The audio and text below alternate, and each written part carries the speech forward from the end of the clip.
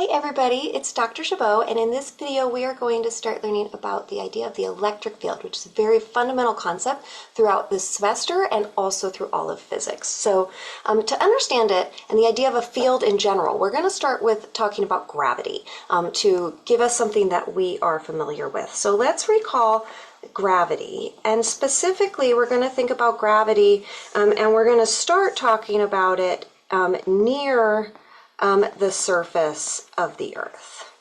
And that's just because that's primarily where we spent most of mechanics, and it's going to be the most familiar. So near the surface of the Earth, we had this equation that the gravitational force, the magnitude of the gravitational force, was equal to m1g, right?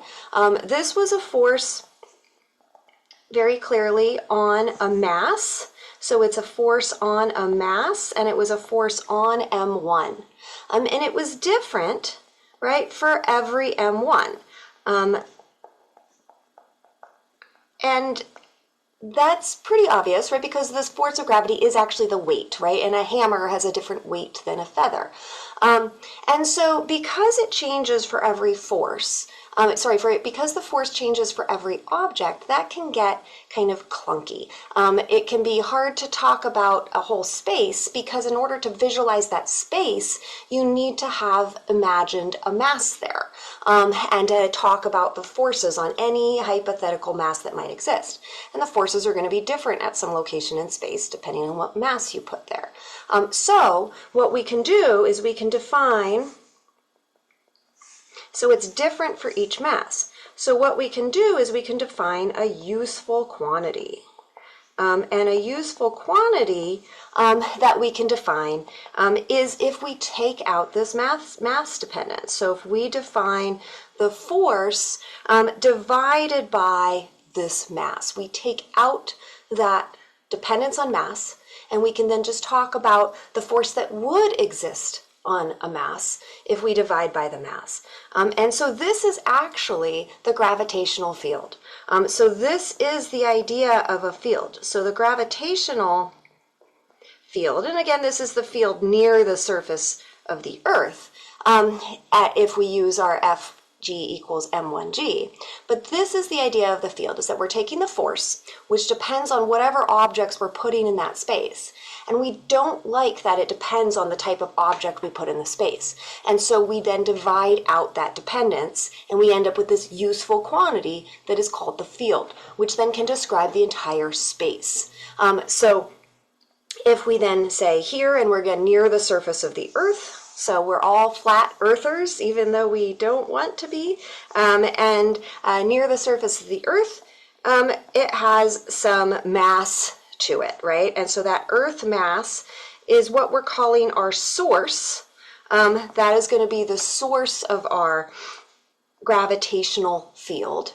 And then we're going to have these gravitational field lines, and our gravitational field lines point down. So this is the gravitational field, and it's the same, very importantly, for all masses in that field. It doesn't depend on mass anymore because we divided that out. So now we can describe the space without having to be specific about what we're putting in that space.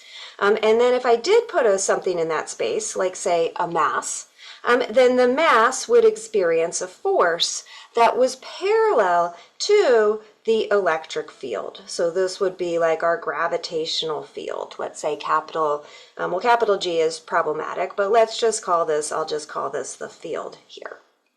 And so that would be aligned. It would tell us what we would experience. That object that we're imagining putting in that space, that's the one that we very often refer to as our test mass. It's experiencing the force that is in the field that is created by the source, in this case the Earth. Okay, so that's the idea of the gravitational field, and you can actually see that near the surface of the Earth, this gravitational field is the acceleration g, which is what was constant for every object in that field.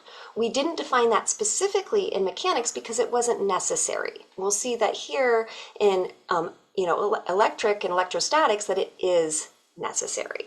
But now let's just, for better context, let's look and see what it looks like far from the Earth. So far from the Earth, we actually don't have, a flat Earth. Hopefully you know that. And so the Earth itself is round, and it has some large mass of the Earth. And these gravitational field lines, right, actually point inward at all points like this. There's actually the gravitational force, which we did see a little bit in mechanics, but not very often, is very analogous to the electric force. It is some constant g, the gravitational constant, times m1, m2, all over r squared. And so we have this idea that if we are now saying, okay, one of these is our source mass and one is our test mass, then we could say, for example, the mass of the Earth is our source, and then let me put an m1 out here in space. That would be my test. And we know that the force on m1 would be towards the Earth. And so what we would define for the field would be taking out that mass, the test mass dependence, and we would end up with g me over r squared, the distance that you are to it. And that defines this gravitational field in the Earth. Now, why did we not really have to focus on the field in mechanics and in gravity? And that's because all masses are attracted to other masses. It is always an attractive force. So it wasn't that messy to talk about imagining the force in a space. But what we've seen now is that in electrostatics, we have positive charges and negative charges, and they go opposite directions. And so imagining that space around other charges can become very clunky, because not only does it depend on the magnitude of the charges, it now depends on their relative signs. So in order to describe a space, it becomes much harder to do when we only focus on the forces. So now let's go ahead and dive into our analogy to gravity. So our analogy here to the electric field.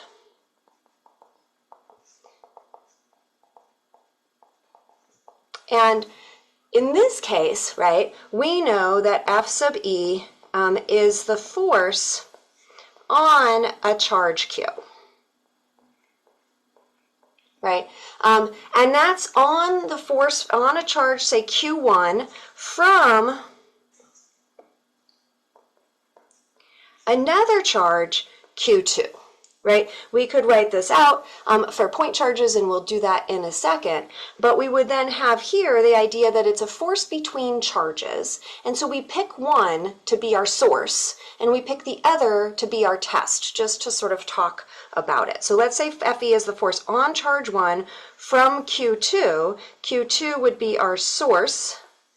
Q1 would be our test. So Q2 is like our Earth. Right? It's creating this field around it that's going to create forces on anything I put in that field. So then what we have is, if we look at this, then we can define our electric field. And the electric field is going to be this useful quantity where we take out the dependence on charge. So our electric field is going to be defined as our electric force divided by Q. And here I'm going to call it Q1 to keep it clear that we're taking out the dependence on this so-called test charge. And this then here would be the same, this field is the same for all Q1 put in that space. They all have different forces because Q1 might be different. It might be positive, it might be negative, it might be 10 coulombs, it might be 10 nanocoulombs. So it would have a different force, but it sees the same field because we've taken out that charge dependence. And so that's going to be the usefulness of the field. And let's start with, again, like a flat charge distribution. So let me go ahead and say, for example, that I just have some source charge configuration. Let's call this like Q2, and let's just make it a bunch of negatives so that it really is a nice analogy to gravity. Now, if I make it a bunch of negatives, what I'll say with our definition of the electric field, and this is just built into how it's been defined historically, is that it's defined in the direction of the force on a positive charge. And so if I have these negative charges, my electric field lines are actually going to point towards negative. And so then what happens is we have then this positive charge is going to move with the field. So the force on a positive charge goes with the field. So I'm going to put some of these key results here. Positive charges go with the electric field. And then a negative charge, if I put a negative charge in this space, its force would be opposite the field. So it's going to go opposite the electric field. And that's built into our definition of the electric field. We could have totally done it differently and defined it opposite of this, and we did not. We define the electric field by saying, okay, we're going to divide through by a charge dependence. Let's divide through by a positive charge dependence. And then that builds in this kind of part of the definition of the field, is that it points in the direction of the force on a positive charge. So I'm going to kind of just star that and say that E points in the direction of the force on a positive charge. That's part of our definition of the electric field that we built into that definition. So this is literally the definition of an electric field. It's just like we define the gravitational field as this useful quantity where we take out the dependence on mass. Here we have a useful quantity where we take out the dependence of the force on the charge in the space. We still have a charge creating the electric field, right? That's our Q2. Just like we still have the Earth creating the electric field that, say, like this pen would experience that force. This would be our test mass that is in the source field created by the Earth. In this scenario for electric fields, I would always still have a source creating my electric field, and now I can just describe the entire space around that source.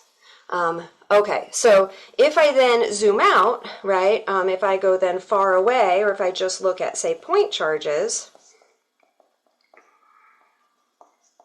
well, if we look at the force, right, the force between 2 point charges is K, Q1, Q2 over R squared. And so the electric field from a point charge, right, from Q2, which would be our source, would simply be K Q2 over R squared, right? And so if we look at what that might look like here, and we can keep all of this in our vector notation. Sorry, Q itself obviously is not a vector. Then what this looks like is if I draw my positive charge here, then my electric field lines everywhere around it are going to come away from the positive again, and that's going to be because, and that's going to be my R hat direction, and that's because if I put a positive test mass in this space, it would experience a repelling force. Let's say this is a Q1 that I put in this space, it would experience an electric force parallel to those electric field lines, and it would be repelling from my source charge that would be in the center here. This would be my Q2. So this would be like a positive Q2. That's my source. So that's my source of my electric field. All right, so this equation is the electric field for a point charge. Now, if it's a negative charge, so let's say I have a minus Q as my source, so there's my source here, then what I'm going to have is I'll actually have now my field lines are going to point in to my negative. So that's built in, again, to the definition of my type of charge that I have and how we've defined the field. So these field lines then exist in space. Fundamental idea of the electric field. the electric field lines exist in space, even without a test, even without a charge there experiencing the force. So we can describe a whole space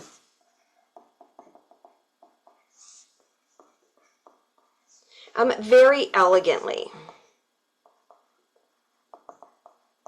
Unlike having to talk about forces, and it's being very clunky, because to talk about forces we need objects, and then the forces are going to change depending on what objects we put in this space around our source charges. So that's fundamentally the key idea of our electric field lines. And like I said, for a point charge, it has that nice result here. And in terms of the field lines, right, we've already done a couple of the key rules of the field lines. Other rules for the field lines are that the density of the lines is proportional to the strength.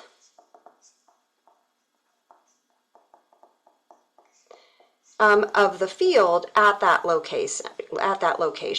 So for example, if we just look at a plus Q, which has these field lines coming away from it, and so the density, right, it's less dense far away, which indicates, right, that you have a less strong electric field as you move further away from the charge, which makes total makes a total sense in terms of what we expect.